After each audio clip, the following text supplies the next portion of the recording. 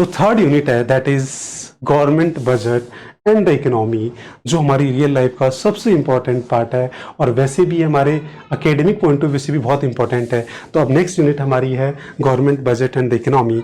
ये हमारी real life में भी इंपॉर्टेंट है और एकेडमिक में भी इंपॉर्टेंट। तो अब हर यूनिट में हम वही पैटर्न सेम रखेंगे। पहले हम चैप्टर डिस्कस करेंगे, मार्क्स डिस्कशन करेंगे, रियल लाइफ एप्लीकेशन डिस्कस करेंगे, डिटेल सिलेबस करेंगे, एंड लर्निंग करेंगे और प्लेलिस्ट के बारे में बात करेंगे। तो देखिए सबसे पहले अगर हम बात करें तो इसमें नंबर ऑफ चैप्टर जो है वो बचे only one unit one chapter and marks are 6। This is the again very important for the academic point of view because one chapter and 6 marks, तो इसलिए बहुत इंपॉर्टेंट हो जाता है ना। इसका and learning real life application क्या है वो डिस्कस कर लेते हैं।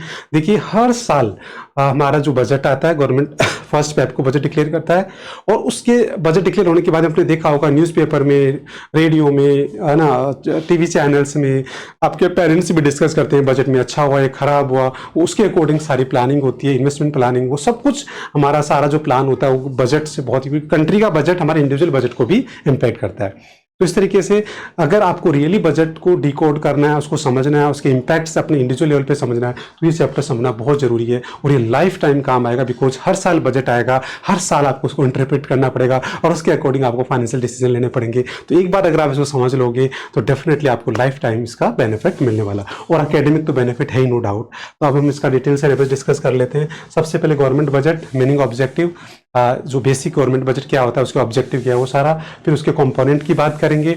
उसके बाद में इसमें जो बजट होता है बेसिकली जैसे हाउस होल्ड बजट होता है हमारा, तो बजट क्या होता है, statement of revenue and receipts, तो हमारे घर में कितना पैसा आया कितना गया उसका स्टेटमेंट ही बजट होता है। कंट्री एज ए होल भी वही होता है, तो वही हम देखेंगे कि भाई उसका पैसा आता कहाँ से है, उसके क्या क्या कंपोनेंट है, पैसा कहाँ जाता है, उसके खर्चे कहाँ कहाँ होते हैं, उसके क्या कंपोनेंट है, और उसके बाद में फिर हमारा बजट है सरप्लस डेफिसिट। जैसे हमारे घर में होता है कि हमारी इनकम से ज़्यादा हमने खर्च कर दिया तो डेफिसिट हो गया, अगर हमने बराबर खर्च कर दिया तो बैलेंस हो गया, और अगर हमने कुछ सेव कर लिया तो हमारा सरप्लस हो गया। तो वैसे पूरी कंट्री का हम देखेंगे कि किस तरीके से डेफिसिट सरप्लस बजट कैलकुलेट होते हैं, क्या उनके सिग्निफिकेंस है, उनका न्यूमेरिकल पार्ट भी होता है इसमें, वो सारा हम डिटेल में डिस्कस करने वाले हैं।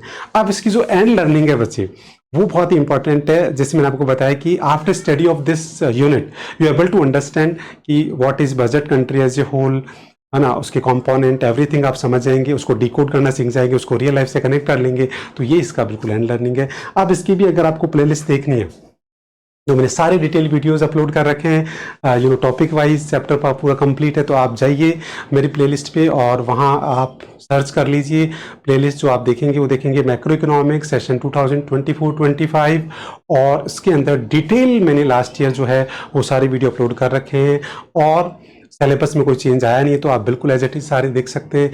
और इस साल जो मैं प्लेलिस्ट क्रिएट करूँगा वो वन शॉट वीडियो की करूँगा, जो अभी आप उसका आपको वेट करना है, वो आपको अपडेट मिलता रहेगा। तो आई होप ये आपको यूनिट का पता लगे।